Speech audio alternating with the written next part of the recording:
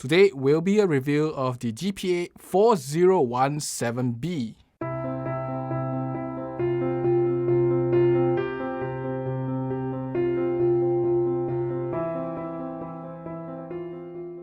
I'm Richard and welcome to Zappy Productions, and today we'll be reviewing the DPA 4017B, which is this shotgun mic here.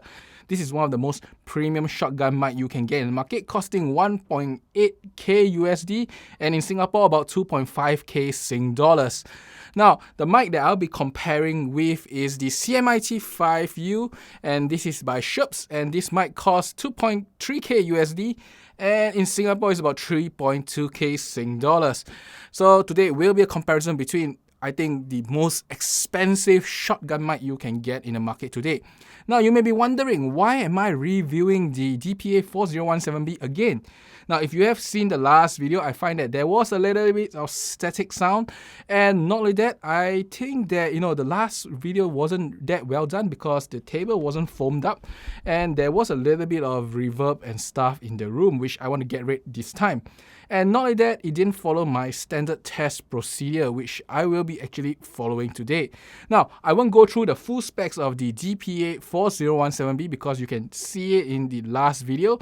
So I will not waste time, and let's look at the DPA 4017B versus the CMIT5U in my standard audio test. So for today, the test will be indoors in this treated room, and one more concluding thoughts in the untreated room outside. And this will close off my review with the DPA 4017B. Now, if you want to see a full comparison, take a look at this video here, and then you can see the full comparison between the DPA versus the Mini CMIT versus the 8060s. But today, we'll be focusing mainly on the standard test so that I could actually collect data and you guys could compare it between different microphones. So the first test I'm going to do is my usual off-axis test. Now, this is off-axis to the right. This is off-axis to the right of the microphone. Now, this is off-axis to the right. This is off-axis to the right of the microphone. This is off-axis to the left. This is off-axis to the left of the microphones. This is off-axis to the left. This is off-axis to the left of the microphones. Next, I'll be doing my traffic simulation test on the left side. This is a traffic simulation test on the left side, and this is one of my very usual tests that I do to simulate traffic sound, because unless I want to go downstairs and try it out, this is probably one of the best ways to simulate it.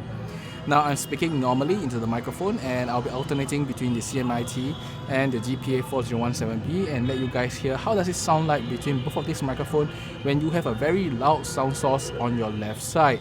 Next, I'll keep quiet for the next 5 seconds to let you guys hear how the traffic sound sounds like.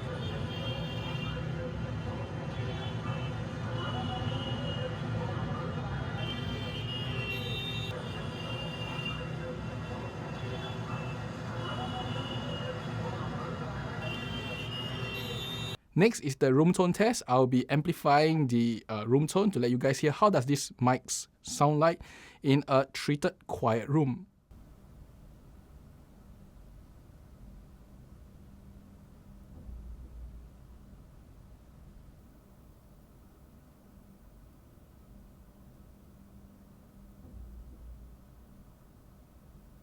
Now, this is the close-up of two microphones, the DPA 4017B and the CMIT5U, and this test is done usually because the MKH416 is a very popular microphone for the purpose of, close-up miking. So I just want to try out, different shotgun mics and see how they sound like when you actually do close-up miking. Now, if you actually do it properly, you should have a pop filter or some sort of a windshield, at least a foam one, because there will be definitely some pop. In fact, I'm going to do a pop test now. Peter Piper pick a peck of pickled peppers. Peter Piper pick a peck of pickled peppers. Peter Piper pick a peck of pickled peppers. Peter Piper pick a peck of pickled peppers. So that is the pop test. Next, I'll move 2 feet away and we will try it out when you are slightly further away from the microphone. Now, this is 2 feet away and this is slightly more than 1 arm's length away from me. So this is how it sounds like when you place your subject slightly further away from the microphone. Now, for this section, I actually will amp up the sound by about 5 to 6 decibel so that it's comparable in terms of volume compared to, to the early part of the video itself. And both these mics are actually shotgun microphones. They are meant to pick up sound in front of them and reject sound from the side. So, this test should be something that will show you how it sounds like if you actually mic them in a relatively normal distance of about 2 feet away. Now, if you want the best sound, you should mic it up like just now, where I do about 6 to 8 inches away. But normally, people tend to move forward and backwards, and 2 feet away is actually a very comfortable length. Next, I'll do off-axis test. This is off-axis to the right. This is off-axis to the right at 2 feet away. This is off-axis to the right. This is off-axis to the right at 2 feet away. This is off-axis to the left. This is off-axis to the left at 2 feet away. This is off-axis to the left. This is off-axis to the left at 2 feet away. And now it's for the final test in the living room. So this is a room that you will normally get if you are doing an interview.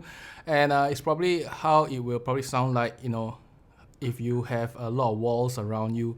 And this pretty much represents more of a common scenario you have if you are doing indoor interviews with shotgun microphones, which is said to not perform very well, but I think it's pretty much okay so far. I tried all the shotgun microphones. None of them had any particular problems, shooting indoors, recording audio. I think it's pretty okay. Now, these two mics here, the CMIT5U and of course the DPA 4017B, which is actually the mic that we are talking about in this particular video here. Now, my concluding thoughts is between both of these mics, they sound very, very similar. Which to choose, I think, is a personal preference. I have to say the DPA 4017B is the lightest mic you probably can get. What I can say is that the CMIT5U is a little bit more directional and has a little bit less coloration when you actually move off axis. So that is something to note. But the difference is really, really small, and I think that one of the bigger differences when you hear me alternating the audio in the track itself is that the CMIT5U does feel a little bit more upfront and a little bit less I would say as lower mid bodies in the sound.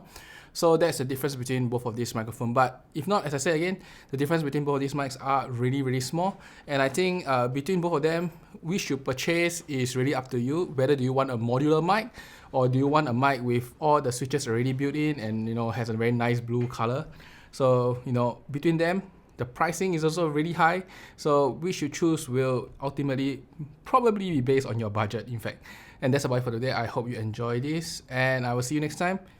Bye-bye.